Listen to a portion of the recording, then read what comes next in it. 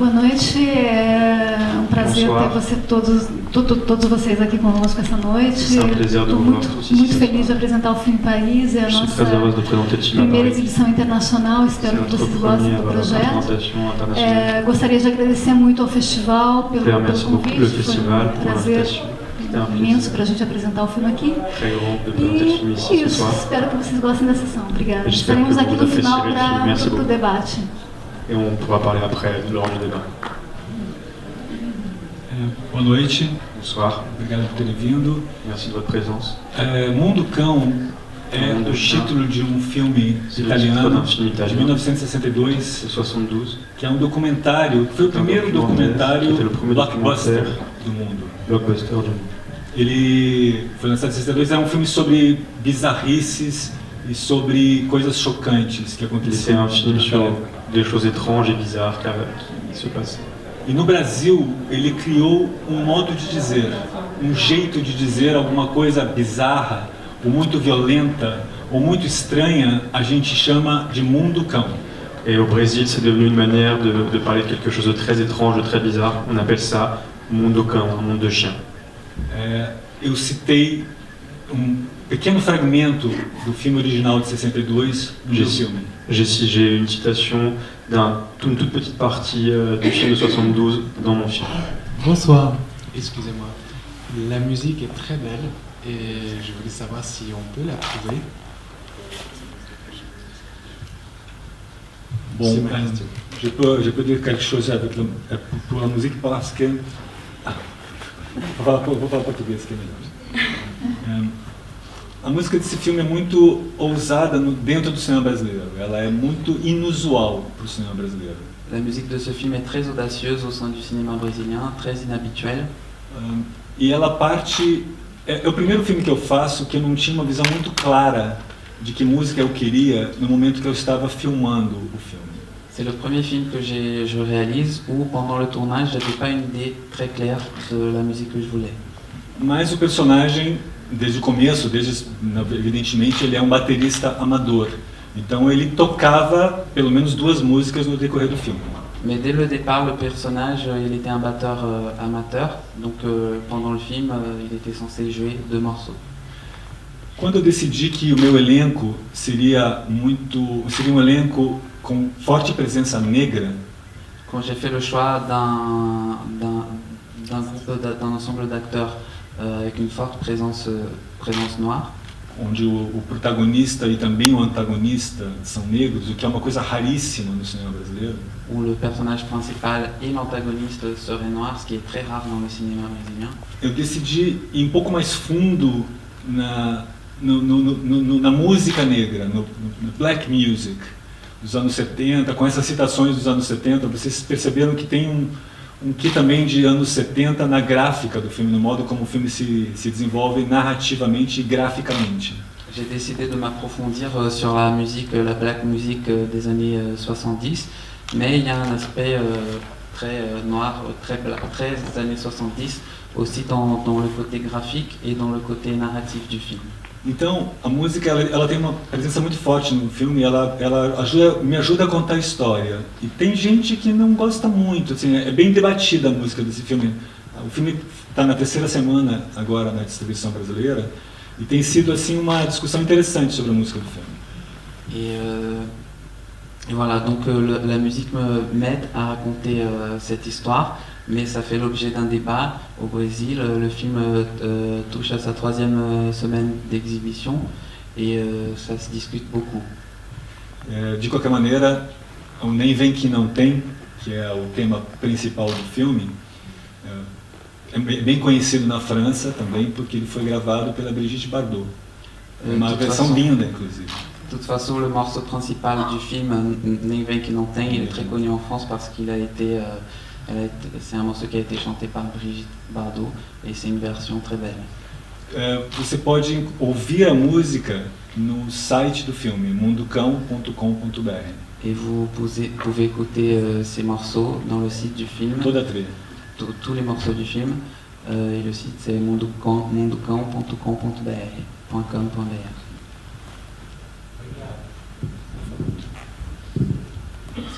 Pourquoi vous avez tué la maman au milieu du film?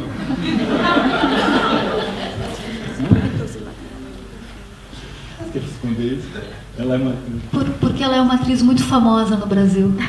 Parce que c'est une actrice très célèbre au Brésil. E é muito ousado matar a Adriana Esteves para um brasileiro. Et voilà, pour un Brésilien, c'est très audacieux de tuer Adriana Esteves. Essa talvez não seja a razão, né? Mas de fato a Adriana Esteves é uma estrela da televisão brasileira. C'est peut-être pas la vraie raison, mais c'est vrai que Adriana Esteves est une star de la télé brésilienne. E é muito pertinente a sua pergunta, porque na primeira versão do roteiro, ela não morria no meio do filme. Et votre question est très pertinente parce que dans la première version du scénario, elle ne mourrait pas au milieu du film. E eu percebi que eu precisava, na verdade, fortalecer muito a dor do personagem principal para que toda a segunda parte do filme fizesse sentido. A vingança, a dor dele, a mudança. Né? Então, eu passei por vários momentos em que ela ficava em coma, em que ela não morria, teve várias possíveis soluções. Et je me suis rendu compte que c'était important qu'elle meure pour renforcer la douleur du personnage principal. Et j'ai traversé plusieurs moments. À un moment, elle était au coma. Ensuite, ça a évolué. Mas decidir matá-la no meio do filme é uma daquelas ideias que no começo parecem um pouco absurdas, mas que com o passar do tempo, pensando nelas e refletindo sobre elas, parecem óbvias. Et le choix de la tuer au milieu du film, au départ, ça semblait une de ces idées absurdes, mais au fil du temps, elle s'est présentée un peu comme une évidence. Mas eu queria perguntar se você gostou ou se você detestou isso. J'aimerais vous demander si vous avez aimé ou détesté ça. Ele não sabe. Ele ainda não sabe, é um bom sinal. Je ne sais pas encore, c'est bon signe. É um bom sinal, se você ainda não sabe, é um bom sinal. Me sinto feliz. Je suis heureux, c'est un bon signe.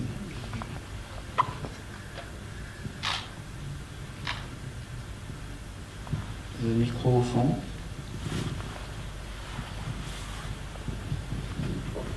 Bonsoir.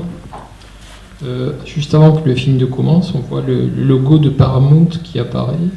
Je voulais savoir si c'était considéré comme un film de studio au Brésil et si c'était un film de studio, dans quelle mesure le studio a le pouvoir sur le scénario. Est-ce que c'est comme aux États-Unis en fait?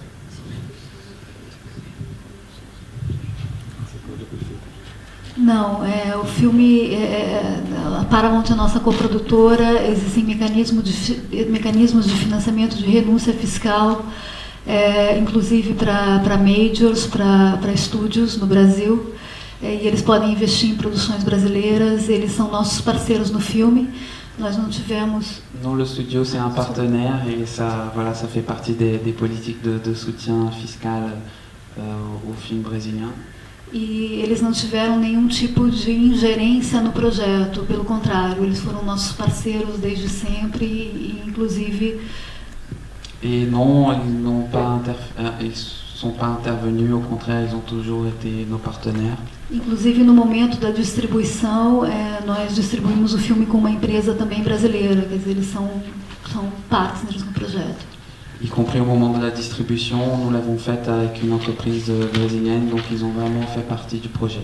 O processo de financiamento no filme no Brasil nos obriga a ter muitos parceiros. Outro parceiro do filme é a Globo Filmes, que é uma estrutura muito poderosa no Brasil. Le processus de financement au Brésil nous oblige à avoir beaucoup de partenaires. Et un autre partenaire du film, c'est Globo Filmes, qui est un agent très, très puissant du cinéma brésilien. E é um pouco embaraçante até apresentar um filme brasileiro na Europa pela quantidade de logotipos de marcas que tem no começo do filme. É uma coisa que me embaraça muito, mas faz parte dos nossos contratos mostrar todos esses logomarcas. C'est même un peu vexant de présenter un film en Europe parce qu'on est obligé de présenter beaucoup de logos au début du film, mais voilà, nous sommes tenus par des obligations contractuelles. Eu já como produtora acho super bonito. Moi, en tant que productrice, je trouve ça très beau.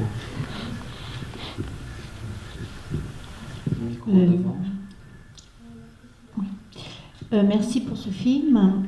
Je voulais savoir depuis combien de temps cette loi laissant un délai de 3 jours existait au Brésil. Pourquoi ce délai était uniquement de 3 jours, sachant que donc il y a très peu de chances en 3 jours qu'un propriétaire puisse réclamer son chien. Encore faut-il qu'il identifie la perte du chien. On voit bien que la femme, on n'accepte pas non plus qu'elle réclame tout de suite son enfant. Et si de ce fait, il y avait des contrats entre l'État et les laboratoires en fait, qui produisent le produit d'euthanasie, qui légitimeraient que le délai soit été que de 3 jours. Nos anos 70, a raiva canina era problema epidêmico no Brasil. C'est une question très intéressante. Dans les années 70, la rage canine, la rage des chiens était un problème épidémique au Brésil. As pessoas morriam de raiva no Brasil. Muitas pessoas morriam de raiva. Beaucoup de gens mouraient au Brésil. E muitas prefeituras criaram CCZ, Centros de Controle de Zoonoses, para controlar a raiva canina nos anos 70. Vários foram criados. Et beaucoup de municipalités ont créé des centres de contrôle de zoonoses au Brésil. Na época existiam milhares, talvez milhões de cachorros soltos nas ruas, milhões certamente. À l'époque, il y avait des milliers et certainement des millions de chiens abandonnés dans les rues. E a regra até meados de até 2000 mais ou menos, os cães eram mortos de maneiras ainda mais cruel do que a gente mostra no filme. Et jusqu'aux années 2000, les chiens étaient abattus de façon encore plus cruelle qu'on ne le montre dans le film. Até os anos 2000, em São Paulo, os cães eram eutanasiados em câmaras de vácuo. Jusqu'aux années 2000 à São Paulo, les chiens étaient euthanasiés dans des chambres à vide.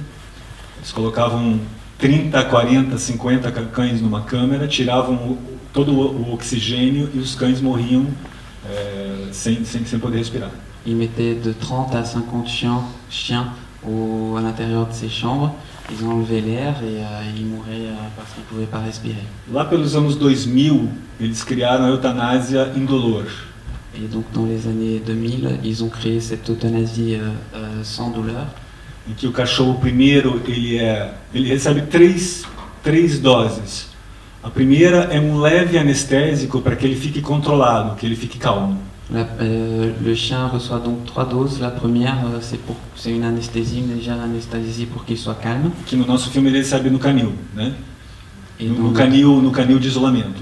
Et dans notre film, a gente não mostra. Il la reçoit dans le chenil d'isolement, on le montre pas. A segunda dose é de forte anestésico que faz com que ele fique em coma.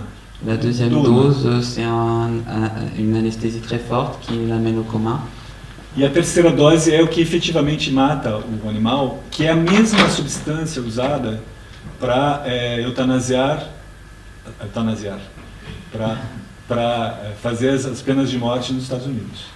Et la troisième dose, c'est celle qui tue effectivement un animal, et c'est la même substance utilisée pour tuer des condamnés à mort aux États-Unis. Eu não me lembro agora o nome da substância, mas ela é uma substância extremamente barata e extremamente dolorosa.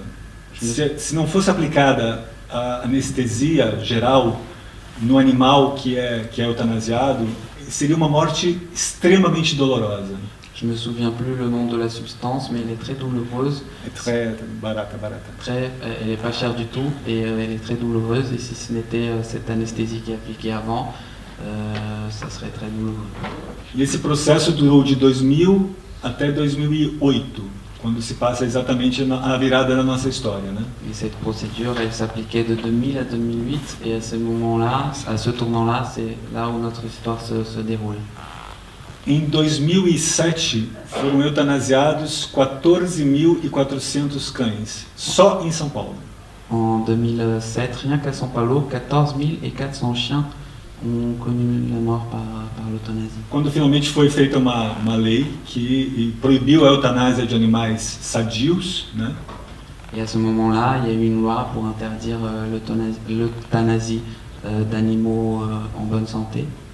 E agora existem milhões de cachorros. A estimativa é que em São Paulo existam 2 milhões de cachorros que vivem pelas ruas da cidade. Et à l'heure actuelle, on estime que 2 millions de chiens sont abandonnés dans les rues de São Paulo. Só que eles não transmitem mais a raiva. A raiva foi controlada nos anos 80 no Brasil e é uma doença que não é mais transmitida pelos animais domésticos. Mais ils ne transmettent plus la rage qui a été contrôlée dans les années 80 au Brésil. Donc c'est une maladie qui n'est plus transmise par les animaux domestiques. Um pouco esse é todo o desenho do filme e que a gente mostra justamente no decorrer da história. Et c'est un peu l'arrière-fond du film qu'on présente au fur et à mesure que le film se déroule. Tu as respondido? Eu respondi a pergunta? Falei muito, mas eu respondi dele. La question a été bien répondue, j'ai peut-être trop parlé.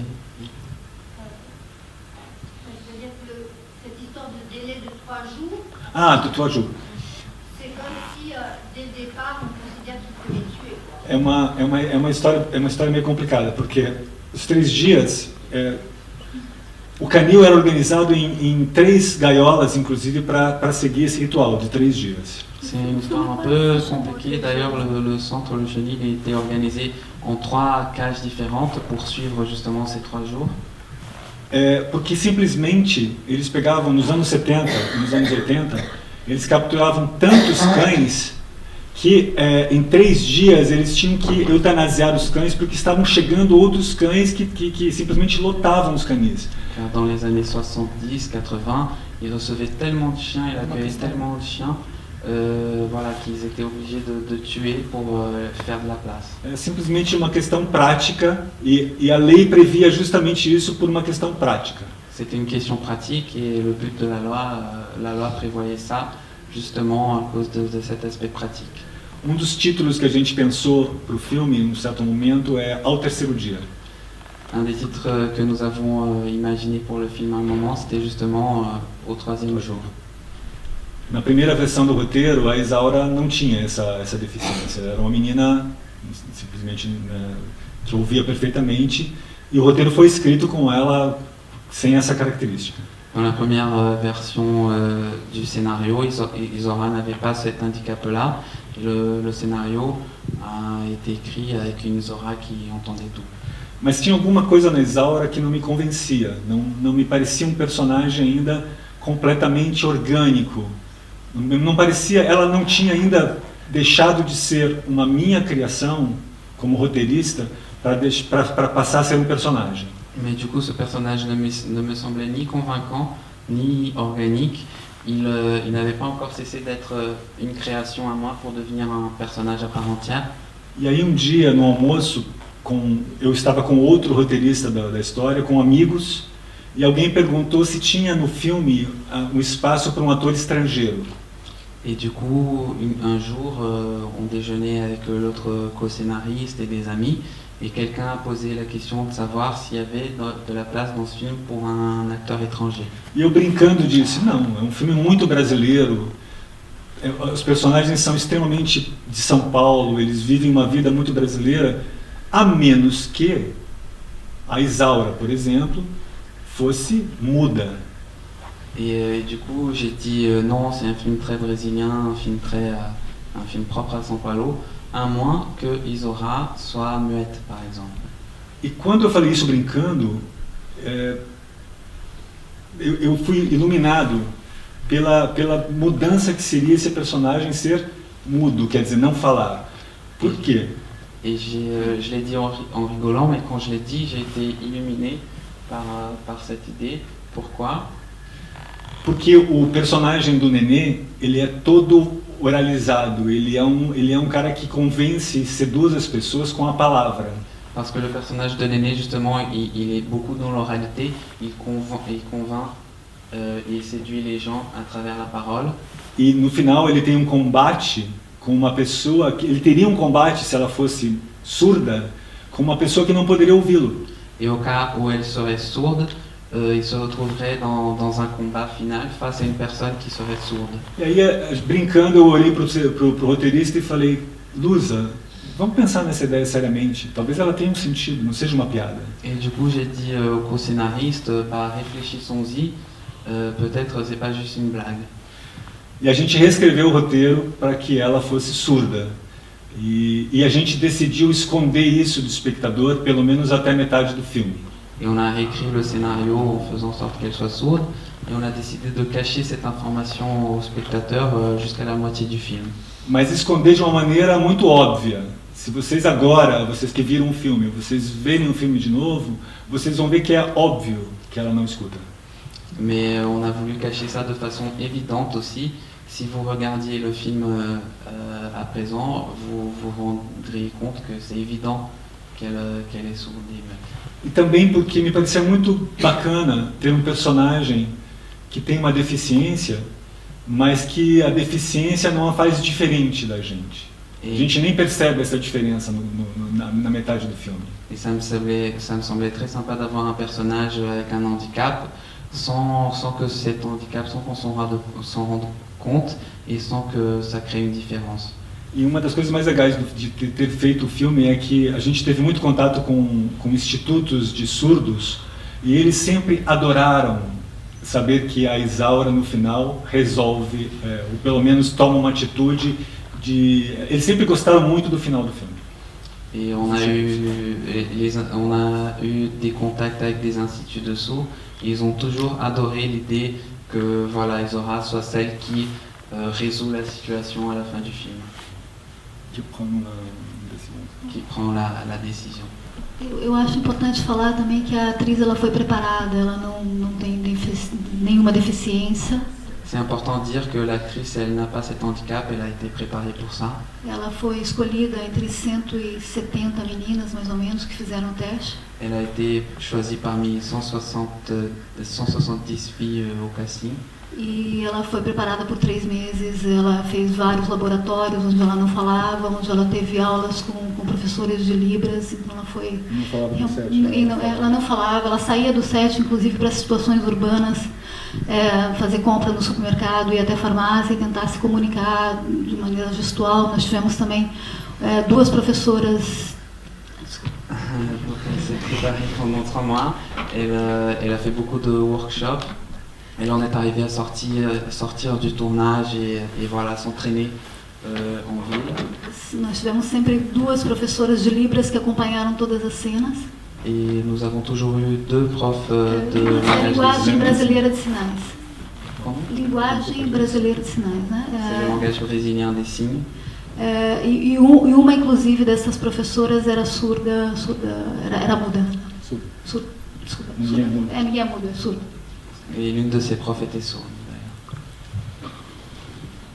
On va prendre une dernière question. On va devoir fermer après. Une main? Non? Ah, une main.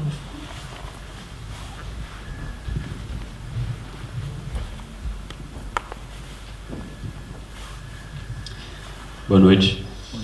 Parabéns pelo filme, gostei bastante. Pardon de vous interrompre, je vous demanderai juste de poser la question en français pour que tout le monde puisse comprendre.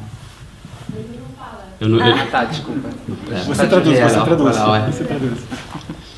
Eu queria saber, Marcos, como você trabalha com os atores na questão da preparação, já que você é diretor e roteirista?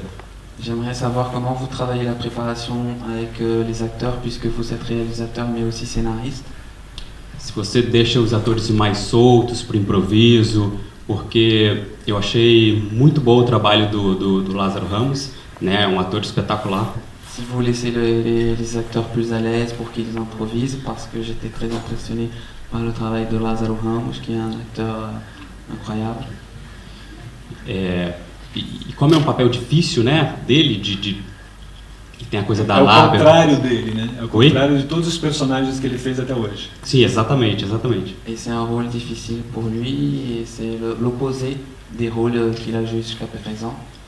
E essa dificuldade toda, dá para ver no filme, né, o quão ele teve que trabalhar, mas ao mesmo tempo ele é tão dono da situação.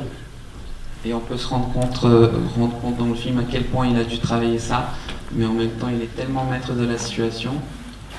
O Lázaro é certamente um dos grandes achados do filme, né? O Lázaro estar fazendo esse personagem é um dos grandes achados do filme, uma das coisas que eu mais gosto no filme. Le fait que Lázaro interprète ce rôle, c'est sans doute un des grands atouts du film, l'une des choses qui me plaisent le plus dans ce film. Porque o Lázaro, ele é um ator importante brasileiro, é um dos atores mais reconhecidos do Brasil, mas ele sempre fez personagens bonzinhos, sempre fez heróis. Car il est un acteur très important, très reconnu au Brésil, mais il joue toujours le rôle du héros, du gentil. Assim como o Santana, que é o Babu Santana, só tinha feito até este filme bandidos. Ele sempre foi escolhido para papéis de bandido. Tout comme Babu Santana, jusqu'à présent n'avait été choisi, retenu que pour des rôles de bandits, de méchants. Ele fez Cidade de Deus, ele fez Estômago, ele fez uma série de filmes que são sempre bandidões, os personagens do Santana, do Babu Santana. Il a fait Cité de Dieu, Estômago, et c'est toujours des grands bandits. Mas eu provoquei justamente essa mudança nos dois. Chamei o Babu para fazer um personagem de coração bom, um personagem aparentemente bom, o Lázaro para fazer um vilão aparente, mas eu queria que tivesse sempre essa dualidade. Quem é o mocinho dessa história? Et j'ai voulu créer, leur apporter cette transformation, c'est-à-dire inviter Babu à jouer le rôle du gentil, de la personne au bon cœur, et du moins en apparence. Et pareil pour Lázaro, pour qu'il joue le rôle du bandit en apparence, et pour qu'on se pose la question aussi de savoir c'est qui le gentil, c'est qui le méchant. Vou ser bem rápido. A gente ensaiou arduamente o filme. Até porque o contato com os cães, que estão muito frequentemente presentes em cena, nos exigiu uma preparação muito, muito grande. Então foi um processo longuíssimo de preparação, com cachorros, com os atores, e eu adoro fazer isso. Et les répétitions étaient très difficiles, notamment parce qu'il y avait les chiens. Donc on avait répété avec les chiens, et donc ça a été un processus difficile, mais j'adore ça. E como eu escrevo e eu posso mudar o roteiro na hora, eu dou uma grande liberdade para os atores, especialmente durante os ensaios. Então a gente experimenta todas as possibilidades, a gente fecha o filme nos ensaios. Quando a gente vai filmar, a gente não tem esse tempo, então é muito objetivo.